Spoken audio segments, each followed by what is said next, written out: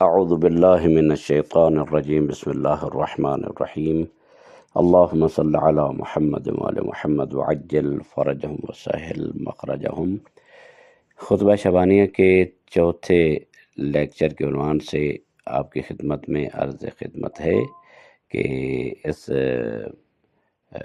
ماہ مبارک کی برکات اور اس مہینے میں کی جانے والی عبادات اور اخلاقی ذمہ داریاں کیا ہیں ہماری، جو ہمارے اوپر عائد ہوتی ہیں۔ تو اس حوالے سے آپ کی خدمت میں عرض ہے کہ ماہ رمضان کی فضیلتیں اور برکتیں کیا ہیں۔ رسول اکرم صلی اللہ علیہ وآلہ وسلم نے خطبہ شعبانیہ میں ارشاد فرمایا، ماہ رمضان اللہ کا مہینہ ہے، جس طرح کہ خود خدا بھی فرماتا ہے، رمضان و شہری و انا اجزی بہ، رمضان میرا مہینہ ہے اور میں اس کی جزا دوں گا۔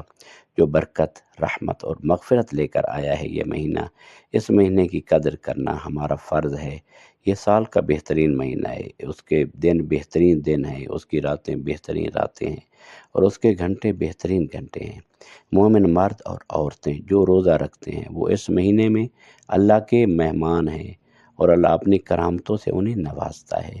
ہمیں اگر کوئی عام دنیا کا بندہ بھی اگر ہمیں کوئی دعوت دے دیتا ہے، تو اگر دعوت نہ بھی دے تو اگر ہم خود بھی چلے جائیں تو ہم بہت زیادہ اتراتے ہیں اور فخر کرتے ہیں کہ ہم فلاں بندے کے ساتھ بیٹھے ہیں اور اس نے ہماری دعوت کی ہے یا اس کے دسترخوان پہ ہم نے کھانا کھایا ہے۔ تو اس کائنات میں کون سا دسترخوان ہے کہ جو اللہ کے دسترخوان سے زیادہ با فضیلت ہو سکتا ہے؟ تو کوئی دسترخوان بھی نہیں ہے۔ پیغمبر خاتم نے ارشاد فرمایا، روزہ دار کی سانس تسبیح اور اس کا سونا عبادت، اس کا عمل قبول اور اس کی دعا مستجاب ہے۔ ہم کیا چاہتے ہیں اس دنیا میں؟ اکثر بیشتر لوگ یہی کہتے ہیں کہ ہماری دعائیں قبول نہیں ہوتی۔ خدا فرماتا ہے کہ آؤ اس مہینہ میں اور مجھے پکارو اور میرے کہنے پہ عمل کرو، میں تمہاری دعاؤں کو قبول کروں گا۔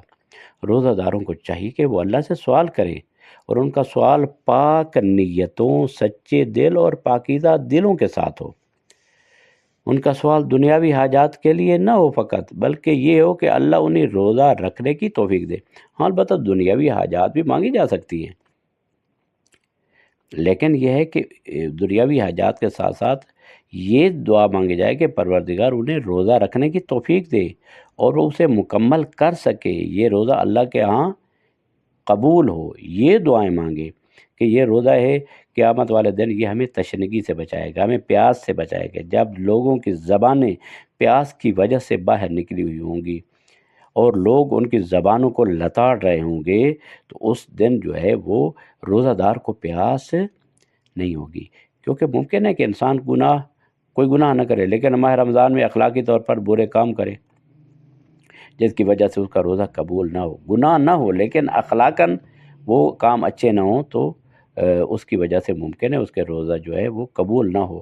لہذا یہاں پر دو نکات کی جو اہم ہیں چیز، ان کی طرف ضروری توجہ کی ضرورت ہے کہ تکلیف جو ہے دو طرح کی ہوتی ہے۔ جب انسان مکلف ہوتا ہے، اللہ تعالیٰ اس کو مکلف بناتا ہے اور اس پر یہ ذمہ داری عائد کرتا ہے، تو دو طرح کی ہوتی ہے۔ ایک ہے تکلیف کا اٹھ جانا، یہ وہ سطح ہے جب انسان صرف حکم کی تعمیل کرتا ہے، چاہے دل سے نہ بھی ہو تو وہ تکلیف ختم ہو جاتی ہے۔ یعنی قیامت والے دن اس کو یہ نہیں کہا جائے گا کہ تو نے روزہ رکھا نہیں، روزہ رکھا ہے، لیکن روزے کا سکوت اور روزے کا وہاں پر سوال نہیں کیا جائے گا، لیکن ممکن ہے اس کا ثواب بھی نہ ملے۔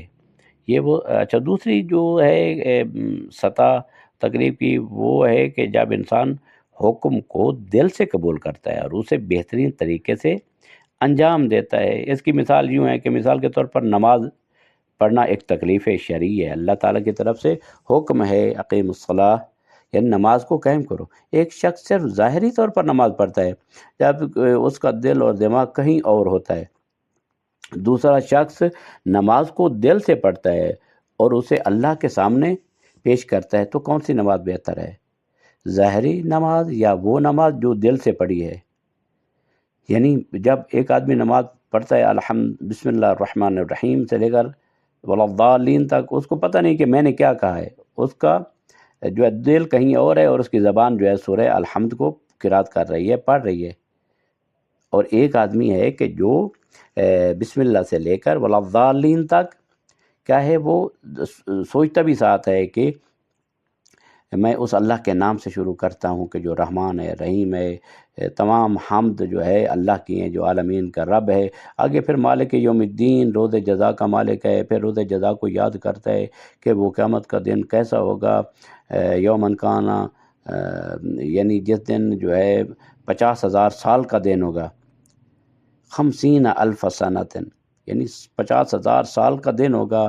مالک یوم الدین، وہ روز جزا جس میں انسان کو کھڑا ہونا پڑے گا اور 50 موقف ہوں گے اور وہاں پر کھڑا ہونا پڑے گا، 1000 سال کا ایک ایک موقف ہوگا اور ایک ایک چوکی ہوگی۔ یعنی یہ تمام چیزیں جو انسان ذہن میں لاتا ہے اور اس کے اندر خشوع و خضوع پیدا ہوتا ہے، ڈر پیدا ہوتا ہے، اور یقیناً اس کی نماز کا مزہ بھی کچھ اور ہوتا ہے۔ تو روایات میں آتا ہے کہ بعض فرشتے نمازوں کو لے کر آسمان پر جاتے ہیں، لیکن آسمان کے فرشتے کہتے ہیں اے اس نماز کو واپس لوٹا دو کیونکہ اس میں دل نہیں تھا۔ یعنی جو نماز بے دلی سے پڑھی جائے وہ فرشتے جو ہے اس کو واپس لوٹا دیتے ہیں۔ کیا ہم چاہتے ہیں کہ ہماری نماز بھی ایسی ہو کہ وہ واپس رد کر دی جائے، ہماری طرح واپس دے دی جائے؟ نہیں، ہمیں چاہیے کہ ہم نماز کو دل سے پڑھیں اور اسے اللہ کے سامنے پیش کریں، بہترین بنا سنوار کر ہم پیش کریں۔ ہم کسی کو اگر گفٹ کرنا چاہیں، تحفہ دینا چاہیں، تو ہم کیا کرتے ہیں؟ ہم اس کو بہترین اچھے کاغذ میں اور اچھے ایک چیز میں لپیٹ کر اس کے اوپر یعنی اس کو پیک کر کے ہم کیا کرتے ہیں؟ اس کو اگلے شخص کو دیتے ہیں تاکہ وہ خوش ہو جائے۔ ایک چھوٹا سا تحفہ جو ہے کسی عام انسان کو دیا جاتا ہے تو اس کو بہترین کر کے بنا سنوار کر دیا جاتا ہے۔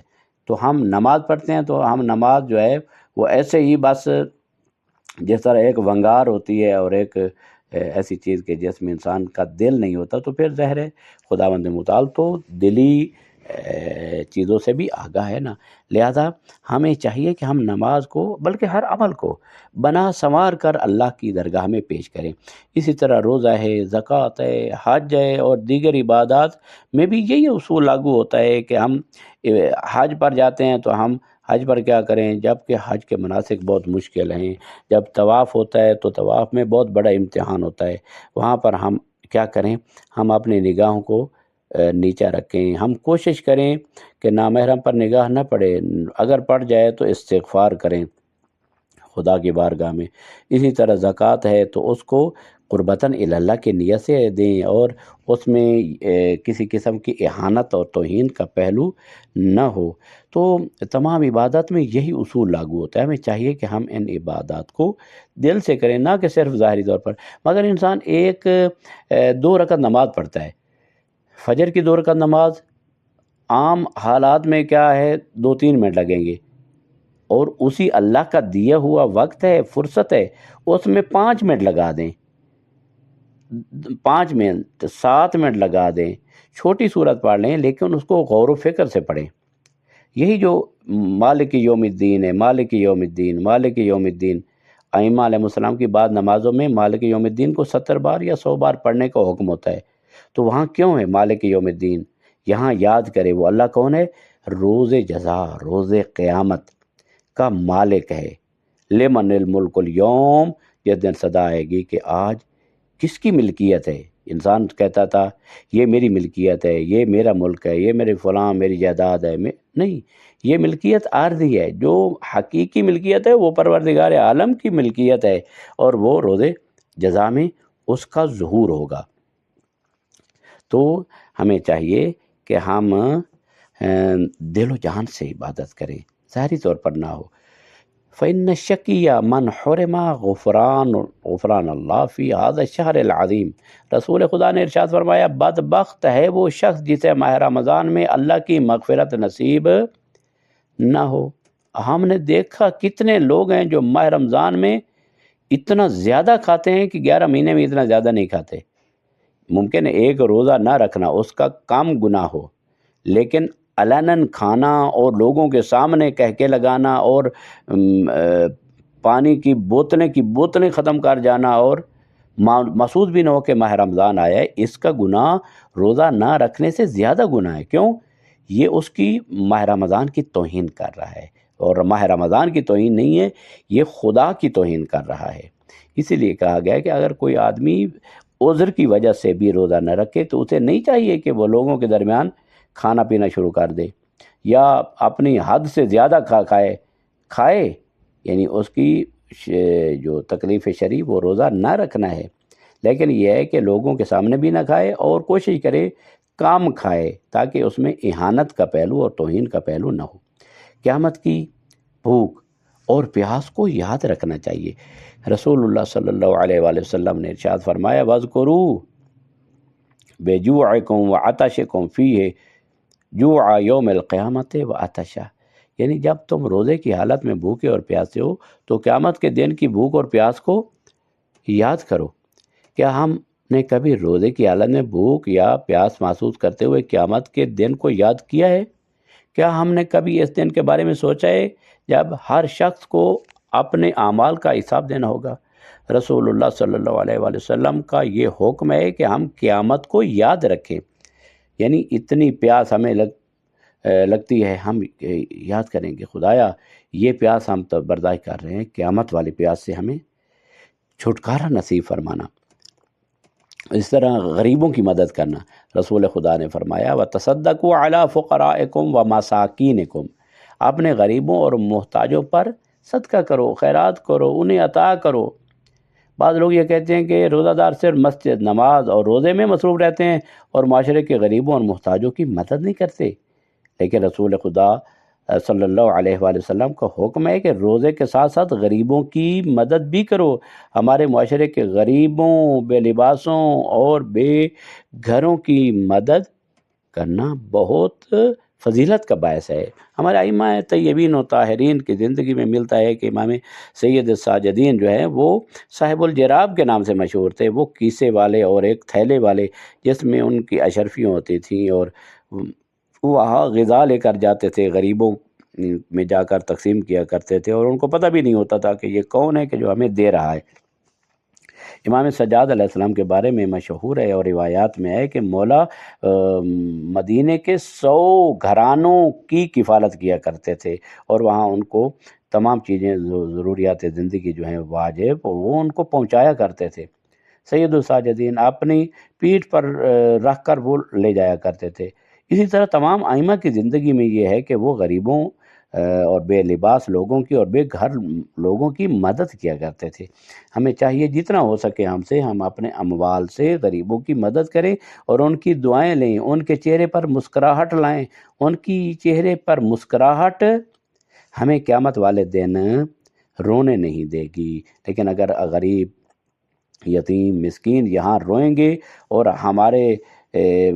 ہماری طرف سے ممکن ہے ان کی مدد کرنا اور نہیں کرتے تو قیامت والے دن ممکن ہے ہم سے سوال کیا جائے۔ لہذا ماہ رمضان کا ایک پیغام اور ہے کہ بزرگوں کا احترام کیا جائے۔ وَقِّرُوا كِبَارَكُمْ، اپنے بزرگوں کا احترام کرو۔ یہ بہت اہم ترین نکتہ ہے۔ روزہ فقط عبادت نہیں ہے بلکہ اپنے بزرگوں کا احترام کرنا عبادت ہے۔ بزرگ میں فقط والد نہیں ہوتا، چاچا بھی ہوتا ہے، ماموں بھی ہوتا ہے اور استاد بھی ہوتا ہے۔ ویسے کچھ بھی نہ لگتا ہو، سفید ریش ہو، اپنے سے بڑا ہو تو اس کا کیا کرنا چاہیے؟ احترام کرنا چاہیے۔ بزرگ کو دیکھو تو اس کا احترام کرو، انہوں سلام کرو۔ جوانوں کو چاہیے کہ وہ اپنے بزرگوں سے فائدہ اٹھائیں کیونکہ ان کے پاس زندگی کا تجربہ ہوتا ہے۔ یعنی امام علی علیہ السلام نے امام حسن نے مجتبیٰ سے فرمایا کہ میرا بیٹا یہ میری وصیت ہے اور اس میں تمہیں تجربہ کرنے کی ضرورت نہیں پڑے گی کیونکہ یہ میری زندگی کا تجربہ ہے۔ یعنی امام کو وصیت کر رہے ہیں اور اپنی زندگی کا تجربہ منتقل کر رہے ہیں۔ تو اس کا مطلب ہے کہ بزرگ ہوتا ہے، اس کی زندگی کے تجربات ہوتے ہیں، ان کے تجربات سے ہمیں استفادہ کرنا چاہیے۔ ہم نے اپنے بزرگ کے سامنے جھکنا چاہیے۔ یعنی البتہ یہ کہ بزرگ ہو اس کو بزرگی کرنا چاہیے، ظلم و ستم سے پرہیز کرنا چاہیے، اور چھوٹوں کو چاہیے کہ وہ بزرگوں کا احترام کریں۔ بزرگوں کو ملنے کے لیے جانا چاہیے، ان کی زیارت کرنی چاہیے، ان کے علم سے، ان کے تجربہ سے فائدہ اٹھانا چاہیے۔ اور اس مہینے کے دیگر پیغامات میں سے ہے کہ پیغمبر اکرم نے فرمایا وَصِلُوا أَرْحَامَكُمْ، یعنی اپنے رشتہ داروں سے صلہ رحمی کرو۔ صلہ رحم کا مطلب ہے کہ اپنے رشتہ داروں سے تعلقات قائم رکھو، استوار رکھو، خاص طور پر والدین کے ساتھ۔ والدین کا مقام اتنا بلند ہے کہ قرآن مجید میں ان کا ذکر اللہ کے ذکر کے ساتھ کیا گیا ہے۔ اللہ فرماتا ہے انشکر لی ولوالدیک، میرا شکر کرو اور اپنے والدین کا بھی، یعنی جہاں اللہ کا شکر ہے، ساتھ والدین کا شکر ادا کرنے کا حکم دیا ہے۔ چھوٹوں پر رحم کرو۔ یہ ہوتا ہے اکثر بڑے جو ہیں وہ کہتے ہیں کہ ہم تو بڑے ہیں، ہمارا احترام ہونا چاہیے، لیکن ان کو بھی دیکھنا چاہیے کہ ہم سے کوئی چھوٹے ہیں، ان کے بارے میں بھی پیغمبر اکرم نے ارشاد فرمایا کہ اپنے چھوٹوں پر رحم کیا کرو۔ بڑوں کو چاہیے کہ چھوٹوں کے ساتھ نرمی اور محبت کا برتاؤ کریں۔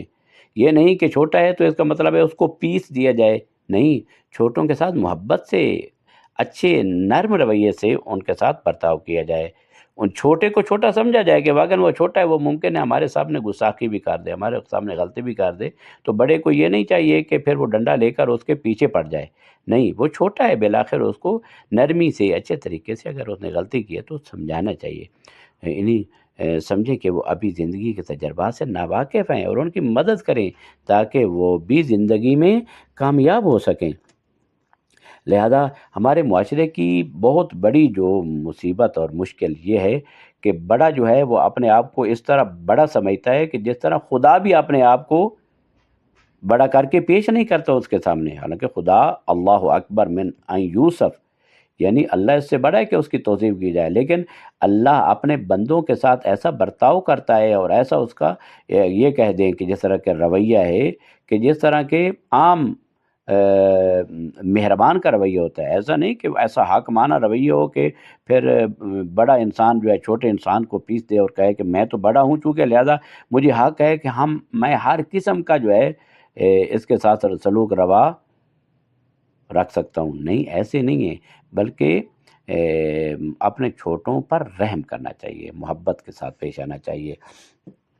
تو ماہ رمضان کی طرف سے ہمیں ایک بہترین موقع ہے، ہم اس موقع کو ضائع نہ ہونے دیں، جس میں ہم اپنے گناہوں سے توبہ کر سکتے ہیں، اللہ کی رحمت حاصل کر سکتے ہیں اور اپنی روحانی ترقی حاصل کر سکتے ہیں۔ ہمیں اس مہینے کی قدر کرنی چاہیے، غریبوں کی مدد، بزرگوں کا احترام، صلہ رحم کو استوار رکھنا، قائم رکھنا، یہی وہ راستہ ہے جو ہمیں اللہ کی رضا اور جنت کی طرف لے جاتا ہے۔ امید ہے ہم سب مل کر ماہ رمضان کی برکتوں سے استفادہ کریں اور اس مہمان مہینے کو اپنے سے ناراض نہ کریں۔ یہ نہ ہو کہ جب یہ مہینہ ختم ہو تو ہمارے دامن خالی ہوں اور ماہ رمضان المبارک ہم سے ناراض ہو کر چلا جائے۔ اگر ماہ رمضان ہم سے ناراض ہو گیا تو ظاہر ہے کہ خدا ہم سے ناراض ہو گیا۔ جب خدا ناراض ہو گیا تو پھر ہماری نہ دنیا ہے اور نہ ہمارا دین ہے۔ دعا ہے پروردگارہ ہمیں اس مہینے میں اپنی برکتوں رحمتوں سے مالا مال فرما، چھوٹوں پر رحم کرنے کی اور بڑوں کا احترام کرنے کی توفیق عطا فرما، اور غریبوں، یتیموں، مسکینوں کی مالی مدد، اخلاقی مدد کرنے کی توفیق عطا فرما۔ صلی اللہ علی محمد وآلہ الطاہرین۔